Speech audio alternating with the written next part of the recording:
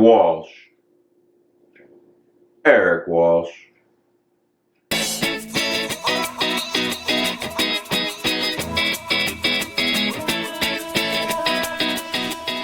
What's happening, everybody? Eric here, and welcome to the video. Now, you already know the drill. If you haven't done so already, smash that subscribe button down below and turn on the bell for channel notifications. That way, you never miss a new video.